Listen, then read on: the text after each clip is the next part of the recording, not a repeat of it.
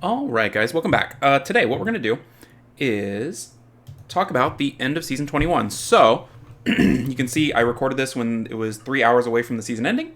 You can see my rank there. And I'm going to be able to pause it and fast forward and stuff, which I think is really fun. I pre-recorded this because, once the season's over, can't access it. So here's how the season finished for me. I finished at 1932, 239. Good, that's a big cattail. 239 matches, 150 wins, 89 losses, 62.8% win rate. Win rate was a little bit down from the last two seasons where I finished Guardian as well. And I wasn't sure, I remember from the video a couple days ago, I wasn't sure I was going to be able to make it, but I did kind of sneak in there at the end. And I have all the matches I played on the last day. So my strategy was I tried playing in G1 before the week was up to try to get to that 1930 safe range, and I was struggling. I was falling down. I was a couple wins out. And so what I decided to do, and I've done this before, is just wait until I fall out into C3 and then play to get back in. And my theory behind that, I don't know if it's quite correct or not, is that especially at the end, people playing in C3 are not charging up to Guardian as much, because those people that can just charge right through C3 do it quickly, get to Guardian, get safe, or are trying to get safe in the Guardian ranks. Like, those people that kind of fly through the ranks aren't going to be around on the last day or two, is my theory. So I'm only going to be playing people who are like me and are falling out, or are at the high end of C3 but are struggling to get into G1, and those, in my mind, are just easier opponents. And so that's what I try to do. Just every time I fell out, I played. Sometimes I fell further and I played again, but that was kind of my plan. So I'm going to show you how those matches went, the theory behind what I did and what I chose, and we'll look at the runes at the very end to kind of wrap up the season here. Kind of like to do wrap-ups, just to kind of think about what I did, how it went, and then, just for my own edification later, if I want to look at it, I can be like, oh yeah, I did that, why did I do that? Or, oh, I used to pick that unit a lot, why don't I do that more? But the nice thing is I can fast forward, I can pause, and we can really dig into it. So hopefully, my thought process and my strategy will be useful to people who are trying to do similarly and, get whatever rank they desire at the end of the season or special league or whatever. So we'll look at the draft here once it's locked in. Okay, so he first picked Wusa, which to me means you're in a Bruiser fight. Like, no one first picks Wusa who doesn't want a Bruiser, is my opinion. So whatever they first pick can tell you a lot. There's some signals that are very clear. This is a turn 1 team, this is a turn 2 team, this is a cleave. Some are a little more ambiguous, and I think those ambiguous picks or flexible picks that can go either way are better. So if someone's going to give you a clear signal, you're already in a good spot picking second. If they don't give you a clear signal, then that's where they want to be. So what I do whenever I get a Bruiser pick is I pick 2 units that I think play well against all Bruisers, and that's my 2 LDs in Yanhong and Han. They have a really high win rate for me. They perform well. They don't mess me up elementally, so it doesn't matter what he picks elementally, I'm going to be fine. So that's what I do there. Now, not everybody has these units, right? But I think at this point, most people have, at least one kind of busted-ish unit, even if it's a 4-star LD, something like a Molly, something like that. But you have those units that kind of put you ahead, that you fully trust in, that you watch every match. That's what you want to pick. But don't, if it's me, if you are playing AoE control, like speedy control, and they play a Wusa, make sure that's a good matchup for you in tank. Some people will play their speedy whatever into Bruiser, and if they don't win against it a lot, they're like, why didn't I win? It's like, well, if that's a bad matchup for you, don't play that, This guy's telling you the kind of game he's playing, so you can bring your best version of that team into this pretty solidly. You should feel confident in that. Then he went with Leo and Carnal, which is super bruisery and a weird early Leo. I guess he's trying to nerf the damage of Han and Yanhong, which it does a little bit. I think Leo into Han and Yanhong is a poor choice because they both cycle, and anything that cycles, it's like way faster than Leo. Like, every time my Yanhong uses skill 3, it's twice as fast as Leo. So if Leo has 100 speed and Yanhong has 200, every time Han does his skill 3, same thing. It has 200 speed. So I wasn't super confident in that for him. But after he put that down, I'm like, okay, I just want everything that cycles. That's how I play Leos. Some people play Leos with no speed units that are fire. I play them with more cycling. So putting the Verd and the Juno against that is really, really good because they both cycle. And then he finished up with a Bellio and the Light Pony. Light Pony being a glancing unit with a little bit of heal. Abellio being a healer with some damage against my fire units. And I went with Molly because I need 2 healers. I know I'm in a Bruiser battle. He has, 2+ healers. I'm going to need at least 2 healers. If I don't bring another healer, he's banning my Yanhong and he's just going to outlast me. So if you get into one of these Bruiser battles and you're picking last and they have 2 healers, in my mind, pick 2 healers. If you don't already have one, that way you can actually fight them on a Bruiser stage. I win a lot in Bruiser by people without healers, and we'll look at some of those matches here coming up. So that was my pick. My ban was on the Cardinal, and the reason for that is that Cardinal is the only bar control on his side. And I've got lots of cycling. So if I can take away his ability to reduce my bar and increase my ability to get my own bar, I feel like I'm in a great position. The only thing that slows me down is the pony, and that's only a little bit. It's just a chance to glance. So I feel really good here. I know I've got a healer. I've got tons of cycling. He loses his control. And so I feel great about this matchup.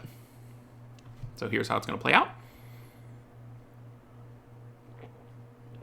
So what I'm kind of doing here is just testing units a little bit. Like, some people could say, oh, you're dividing damage. What are you doing? But I don't really know where the damage needs to go yet. And it's a Bruiser battle. It's going to be a long fight. I definitely want to put damage into something without will so that if I can stun or defense break or whatever, I can. But I don't know. Maybe that Leo's really squishy and it loses a ton of health. And then I'm like, okay, focus that. Or same with the Abelia, which kind of happened here. Took over half of its health in one skill, made him blow his heal. That's a good spot for me. And I'm sitting pretty, I think. He's holding off on his Wusa skill because of the Juno, which is great. If the Juno can prevent them from using their skill, the Juno's done Juno's job. Like, that's way better than having to use the skill and have it be resisted. If they refuse to use their skill, you're in really good shape because now I can threaten the Juno against the Unicorn if he pops his skill. So the Juno's just playing a huge role here by not doing anything. So don't pop that skill too until you need it. So now I'm going into the pony because in my mind the pony is a pretty good threat to what I'm trying to do. And if I can kill the pony, that'd be great. Because then I could not glance. I could get a lot of damage done. He wouldn't get any of his immunity via pony, stuff like that. So I feel pretty good about that. The Abelia is still a really nice target for me because if I get a defense break on it, he doesn't have a lot of HP. And I can just nuke it down through additional damage. Additional damage against defense-based monsters is really, really, really good. But we're working on the pony. I'm going to speed up a little bit. Good damage from the Yanhong. Pretty good on the Verd. Nice counter. And we're feeling pretty good here on this pony. Really, really, really close. Oh, and we got it. So now we're up 4-3. We're in pretty good shape. He's really close to getting the Yanhong. And my thought on the next target being Wusa is, okay, now you have no immunity. I can do whatever I want, right? Lost my healer, but 4-3 with massive turn cycling, massive damage. I'm not sweating it. Even if I have to do 2 fire units against the blue unit, it's not the end of the world. Trying to put as much damage into the Abelia as I can, and that was enough. Nice proc there, which really helped me out. I think I still would have won, but definitely helps. So that was the first match. And I played that one, and then I waited like a couple hours because I was up into G1, and then I slipped back out. And here's my second match. So we'll talk about this once we get it all out. So the Nephthys is a really nice first pick. Generally goes into AoE, cleavey, control-y type things. Definitely speed. Definitely strips. So you know you're dealing with double strips right off the bat. I don't think I did a great job of counterpicking into that knowledge. There's a couple things you can do into double strips that are effective. Especially in the Nephthys, if you have a Tetra built. Tetra's pretty good. Not great, but pretty good in the Nephthys. I don't have one ready to go. I do have the Juno, though, so I picked the Juno pretty quick. I think the Yanhong, in response to that, isn't great because they're going to be faster. They're going to be able to pick into double speed, double strip, and my Yanhong isn't quite fast enough to compete for that turn 1. I don't know. Then he went Tiana and Triton, which I love because those are both kind of wasted picks. Tiana is cleanup damage. Triton is just get turn 1. Which I'm already conceding to him, so Triton's kind of a dead pick. So I went with Molly to try to mess with whatever's coming next, make it glance, get a little bit more heals, and then Masha because he's got pushback in the Triton, and it's got immunity against the Nephthys in theory. Then he followed up with the Belenus and the Light whatever, and I went with Shihu, which was a speedy unit I think was a mistake, and if I remember correctly, I lose this one, and I made a big error here. So I banned the Nephthys, it's its only speed lead, so it, in theory, lets my Yanhong compete for turn 1. But I let through, in my mind, looking back, his whole combo, right? The Nephthys is a decoy here. If he needs to pick another speed lead to make it all good, he will. But the Nephthys is not damaged. The pure damage is the Light. I guess it's Craig. I don't know his name. The Light more. The Belenus has good damage, but it's mostly setup. Because like if you look at his team, it's defense break, and then this is kind of a little bit of damage, right, with its skill 2, and this is no damage at all. So where's the damage coming from? Sometimes the Nephthys are rune damage, and this one might be rune damage, but in general, it's more of a setup monster. The Belenus can be rune tons of damage, but again, he is sort of a setup monster because he defense breaks first, so it takes 2 full turns. So in my mind, this, looking back, this is where the damage is at, because it's element neutral. Doesn't matter what he picks it into. it is set up in this team because the defense break sets it up its turn. So I think I should have banned that. Not that I would have won either way, but I think I let his exact combo through, and that was a problem. Like, I took one of his 2 defense breaks, but there's a reason why they're redundant. So looking at the damage there, not a lot of damage, right? Not a lot of damage. That was my mistake. Watch this. Bam, get out. Like 30k AoE all over the place.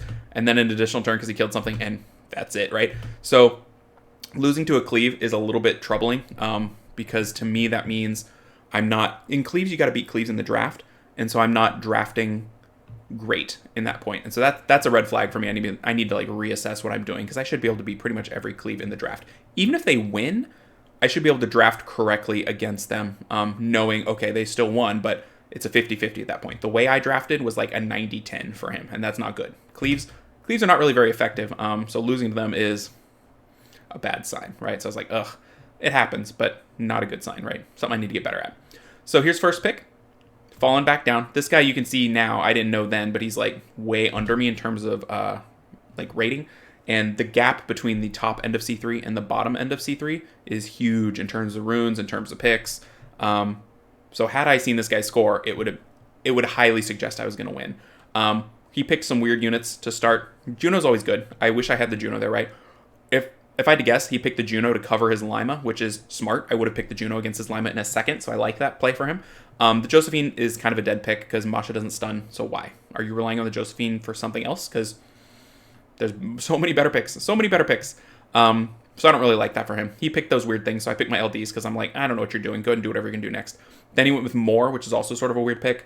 I'm showing 1 fire unit, so I get it. Maybe that's why he did the Josephine. Maybe that's like one of his best water units against the Masha. Does have a strip. And then the Lima is a fantastic pick. That's a first pick. If I'm him, I'm first picking that all the time. Or maybe towards the middle. It's a great pick. But now he's showing double water and a Juno, which is not super impactful against wind. So I feel comfortable going double wind turn cycling with my Dominic and my Diana. He follows up with a Verd, which I totally get. Lots of turn cycling, very, very nice against my double wind. So I ban the Verd because no turn cycling for you. I make sure against the Lima I have strips. The Diana was really my best strip. The Yonhong was a secondary strip. If I was him, I would probably ban the Diana because that puts me in a pretty tough spot strip-wise against the Lima. That's what I would have done if I was him. Take the nice Dominic lead. And here we go. Does that early. But see, I don't care that he has that. I just need to remove it off of 1 unit. And he knows what he needs to do. He needs to kill the Diana, right? But he's not super good at it because he's got 2 water units and 1 fire unit. Dominic just eats. Does his thing again. Now I'm just kind of chilling. I mean, he's still got a path to victory. He banned the Yonhong. If he can kill the Diana, he can go infinite and have shields and stuff for forever. But we are not in that place because the Moor is just Diana food. Like, that's one of the easiest units for Diana to kill. So I think picking the Moor before the Diana pick was a problem, and after the Diana pick was devastating for him. So that was kind of an easy win. Let's look at the next one here. First pick, Shizuka. Ooh, scary. Scary, scary, scary. Look at that. Oh, it's so good. This guy's draft is amazing. And then I'm like so sad because he's like clowning on me. But I think he wins this one. I think it's very effective. So he first picks Shizuka. I'm like, okay, I kind of know what you're going to do, but I'm not sure what direction it's going to take. So I punt again, taking my LD neutral picks. He goes Lima Verd. I'm like, okay, double stripper. I get the Juno this time. I'm feeling great. I'm not happy with this combo 3 units because I don't want any of these 3 units to see play. I don't feel like I can let the Lima Shizuka through because that's so good. And then Verd with either of those units is problematic. So I'm like, ugh, that's annoying. Then he double picks the Doggos, and I know he's going to do that thing where he goes really fast. He teams up with the Verd. He does the Lima to turn cycle, and he just always has his stuff on cooldown, which is super scary. So I picked the Oliver to try to take that turn 1, but it's sort of a weak attempt at this point because he's got so much of what he wants. So let's look at the bans. He bans the Oliver. He wants turn 1. I ban the Verd because I'm like, my only chance is to get turns here. I don't know how I'm going to do it. But if he has Verd, that's a problem. In retrospect, the ban probably should have been Lima. Because Shizuka taking a bunch of turns with Verd isn't great, especially when he's teaming up with the Verd like crazy. But there's not a lot for the Shizuka to do without Lima. I guess he wants the buff off the Ikaru, whatever, which is super good, the revenge buff. So this is a really tough team for me because I'm not playing Snipe. I'm not playing like Cleave, and I'm not playing Control. That's how you beat this. Cleave, Control, Snipe. I'm playing single target Bruiser, and that's probably food for him every day, if I had to guess, like, because he's fast, right? So let's take a look. I take the speed lead on Han because I just want him to get more turns. He beats me off the jump, which means that the Ikaru, right, is over 300 speed, which is really nice. My Yanhong's at 300 on the dot. If my Yanhong was up, probably just a couple speed, I'm in good shape here. And then that means that the Rauk is also over 300 speed. Yeah, I think that's what that means. Like, there's no other way for him to get to go that time. But he gets the first turn kill on Han, which is my way to kill stuff. I have another issue here, and it's happening right now. I'm targeting the Shizuka because I know bad things are going to happen, but I think the guaranteed kill is on the Ikaru, whatever, and that's what I should have killed because it's burnable, right? You could see how much damage it took. I probably should have burned it down, at least get a kill in, because now I'm pretty far behind. My Diana does nothing against the Rauk, and the Rauk is a huge threat. So yeah, works really well for him, and then that's the death blow right there. I play it out just to kind of see how it goes. But the problem here is that when I strip it all, he cleanses it all. So if I had a cooldown, a Sekhmet would have been really nice into this. But I didn't pick that. I picked this. So these kind of random teams that are perfected for the person picking them can really just crush you sometimes. And you're like, oh man, I got crushed by something random. But don't sweat it. Like, these teams have so many weaknesses, which is why people don't play them, right? If you happen to pick the thing they beat, you're gonna get beat, because the thing they beat, they should beat handily, right?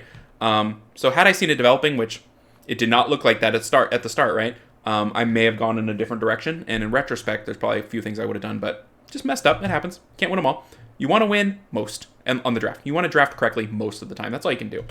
So I fell down. I think I fell further into C3, and I was like, well, that's no fun, but I'm going to use all my wings, and whatever I end up, right? I can't sweat it. I can just play as best I can for the decisions I made, which was to play on the final day. And if I don't make it, I don't make it. You know, that's nothing to be mad about. It's just how it goes, right? So another first pick, Wusa, which you don't see that a lot in Guardian. So this is a C3 kind of a thing. This guy is pretty far off the pace, but he's hopeful, right? That's kind of what he's trying to do. So I pick my double punt. He picks the Abellio, which is really good against the Han. But I think Han's better. So I'm not really sweating it. And then the Antares, which is an early Antares. I'm not showing much other than taking turns. So, okay. I counter with the Molly and Juno because I'm like, okay, we're in a Bruiser battle because I see 2 healers and Abellio is a turn 2 unit. So that's what I'm doing there. I like the Juno into pretty much everything, and it's probably my best stripper. So I pick Juno quite a bit. And then he follows up with the Diana and the Chow, which I think is a horrible pick into a Molly. I don't know why you would do that. I get the Chow into the Juno, but is Juno your biggest problem? Like, you know what I mean? Like, you're going to let the Juno through. I get it. But the Diana doesn't counter the Juno. The Diana hurts pretty hard into the Molly, so why? And then I'm looking at his threats. I'm like, all right, we got water, fire, and wind. I'm like, okay, which one am I going to ban? And then how am I going to play the rest of them, right? So I'm pretty sure I decided to ban Antares here. Let's check. Yeah. So by thinking I'm banning the Antares, I'll play the wind and the water unit. I pick something strong into those two. So I pick the Dominic because it's strong into those two and his healers. Like, Dominic into these 3 water units, if he lets it through, he's in big, big trouble.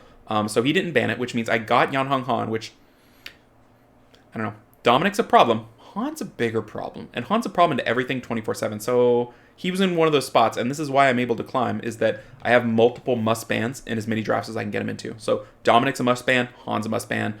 You're not a fan of Yanhong and Molly, but having either the Han or the Dominic with Yanhong and Molly is really, really strong.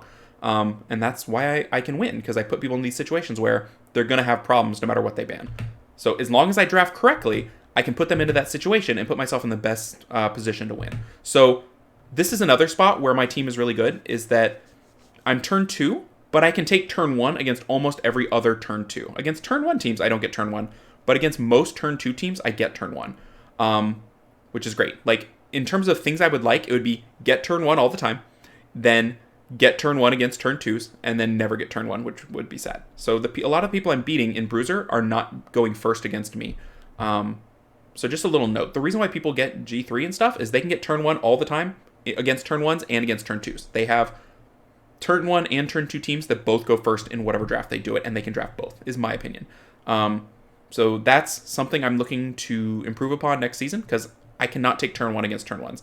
I'd like to have that option. I'd like to have a couple of opportunities to take turn 1 against turn 1s and still have a good turn 2 team. So that's what I'm going to work toward. And I think if I can do something like that, I have a chance to compete in G2.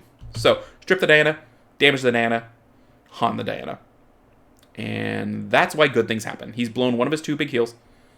He blew his immunity. Diana's still threatened. And now I'm just trying to control the Diana's attack bar as best I can. I don't think I did a great job there. But if I can hit something else to move Diana up, where he has to make a choice to move Diana in a bad spot, that's what I want to do.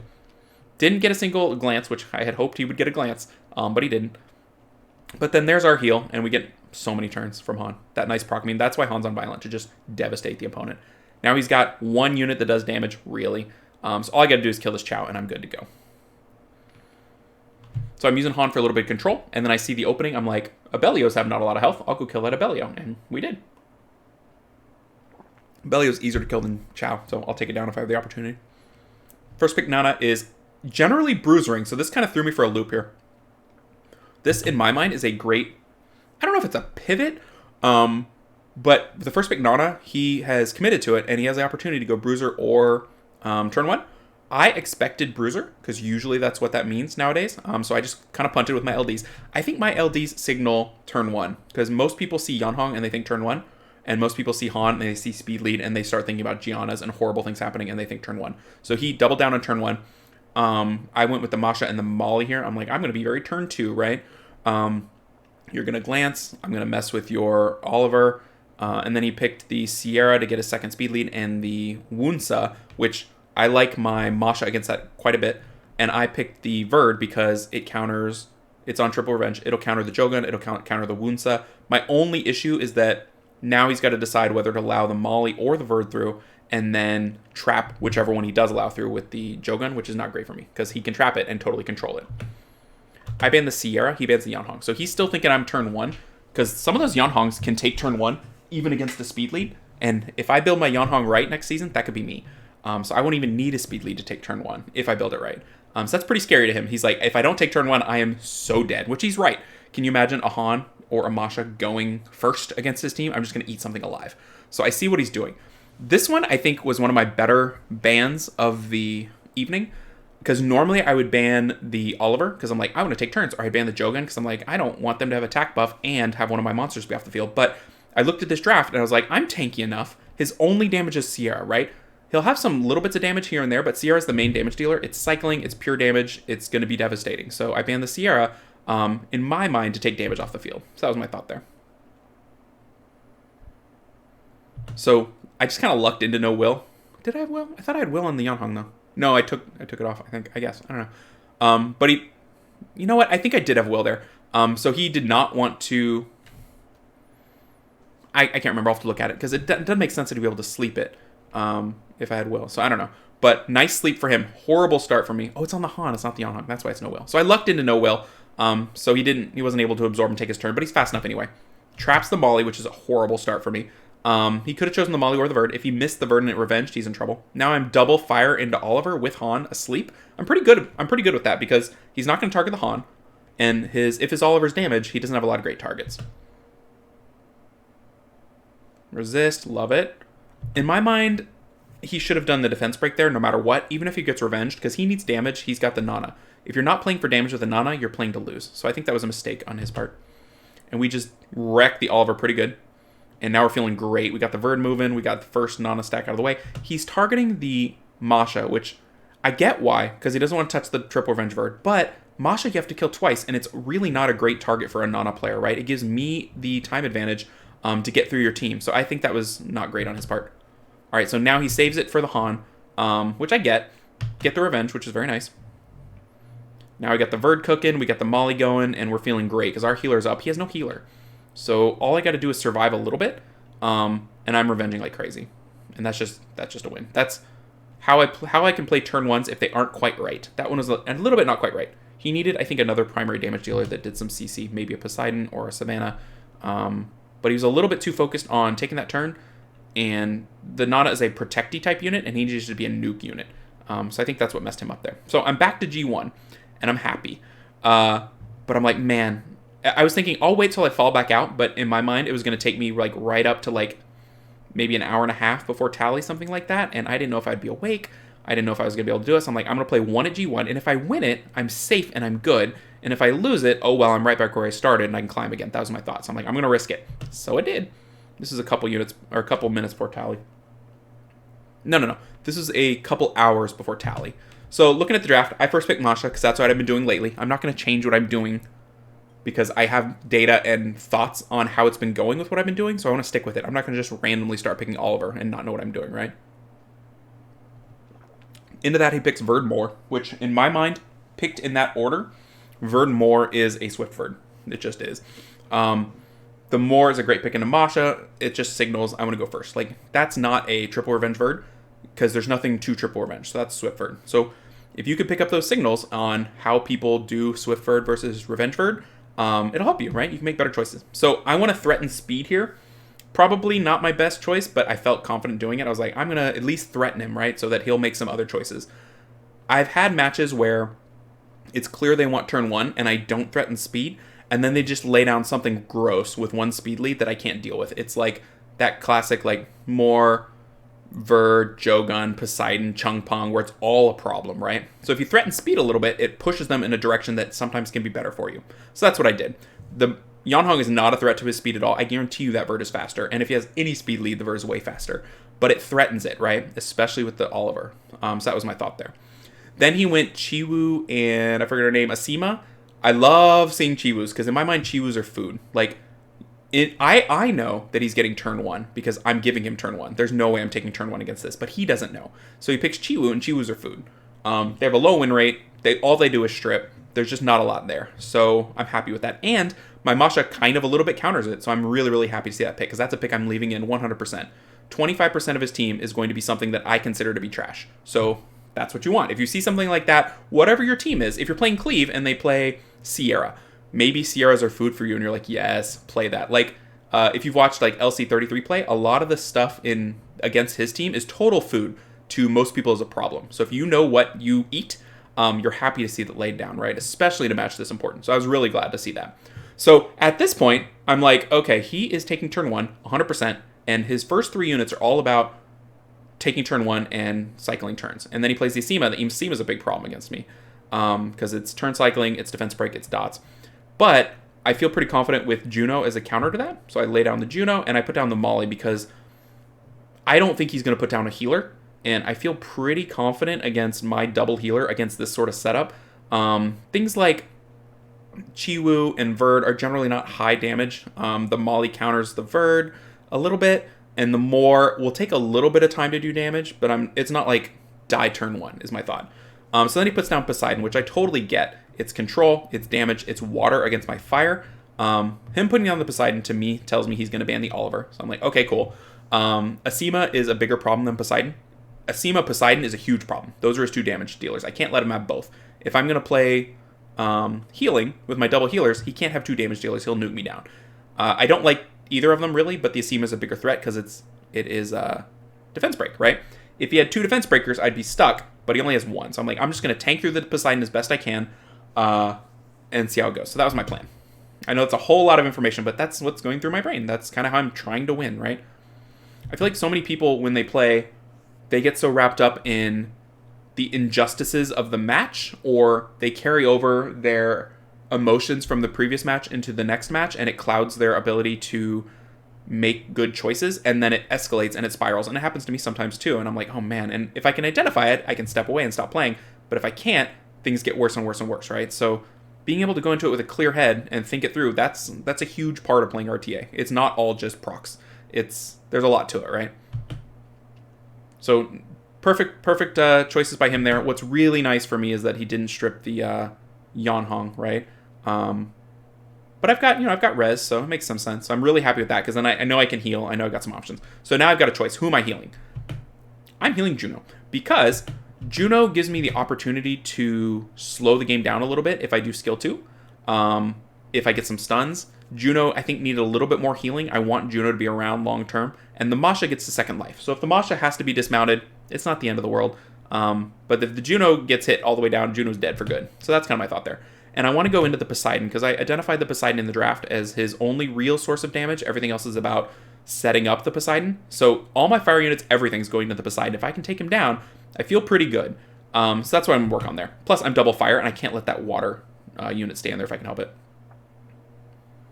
So there's a skill 2. And also, Poseidons are always squishy, right? To build them enough to do damage with the speed, they're always squishy. They never are tanky. I cannot say the Verd isn't tanky, the Moors can be tanky, and the Chi was usually pretty tanky. So, got to go all in on the Poseidon. Oh no, Masha lost her horse. She can still do stuff, which Juno could not. He's gonna keep going into the Masha, so I'm gonna give her more health with the shield.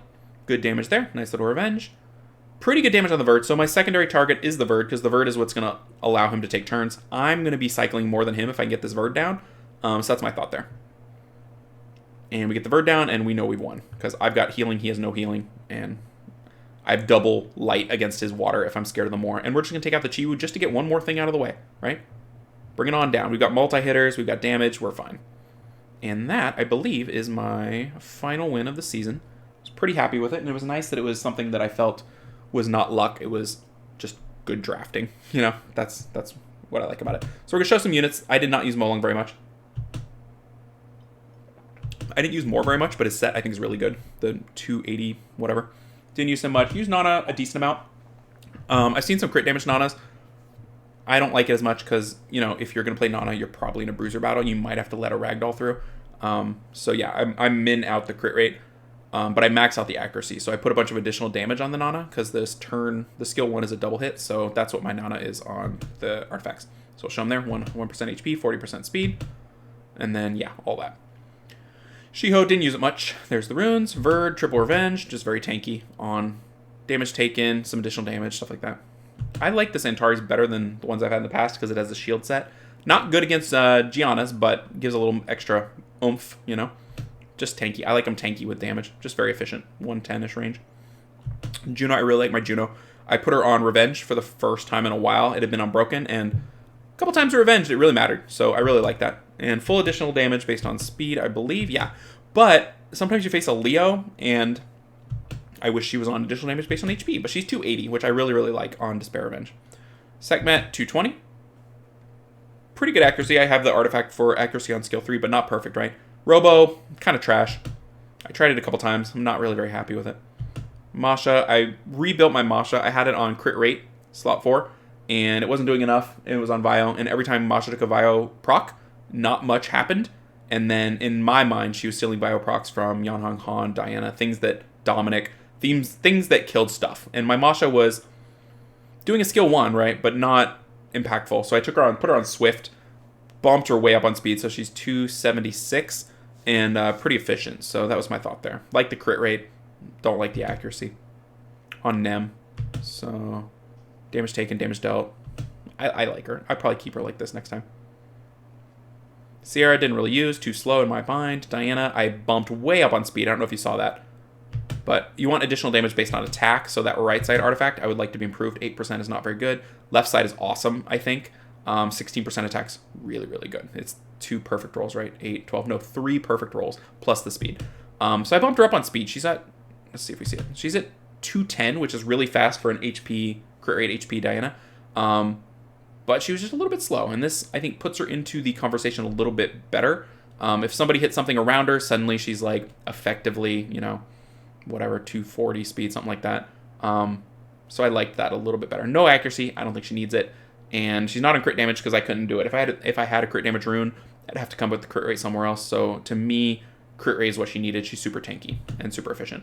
Here's the Leo. Didn't use it a lot, but when I used it, it did okay. Chungpung, didn't use it much, but it's on a really good build in my mind. Accuracy's horrible, but the crit rate's good, speed's good. Can't really use it with that accuracy, though. Riley, every time I used it, I was sad. It's not really optimized for my team. Its resist is low because I use it with the Yanhong lead. Dominic, I really tried to make good. I think he would be better if he's a little bit faster, but I really like the attack. I like the speed. I like the tankiness, and he was really, really good whenever I played him. Wish he had a little more accuracy, but just full additional damage because he hit so many times. You can see that broken Violent rune. So sad. If I had one more Violent rune, I'd be happy. Here's the Yanhong, 300 on Violent, which is like kind of my pride and joy. So really, really good, I think. Nice and tanky, but that's kind of about it. Got her a little bit of crit rate on Will, which I really like. Here's the Molly. Sped her up a little bit. The resist is, again, tuned to the Yanhong lead because I'm going to play Yanhong with Molly most of the time. But pretty fast. Nice and tanky. On accuracy, because I had these 2 runes, and can't hurt, right? A lot of my units are low ac. It helps her for her skill 1. Gives a little bit of a boost to some of the things that need a little bit of a boost. So, can't complain. That artifact on the right I really liked because it was 24% healing for her heal, which is really, really good. And on the right, I took damage from fire. I don't know if that's correct. I probably need to look into that. Maybe damage from wind would be better. I don't know. I need to look at when I play her and what I face, but I haven't done that yet. Vermos is there because I want to have him ruined because there's a couple situations where I think he'd be great. I just haven't done it yet.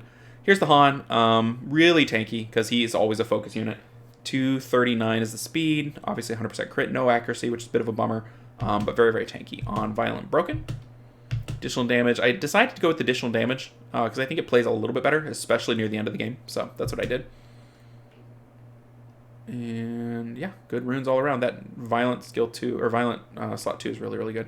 And the Varisa is another unit that I'd like to rune. I just haven't yet. I think it might play with the Han. Its win rate's pretty low, but it might be part of trying to take turn 1.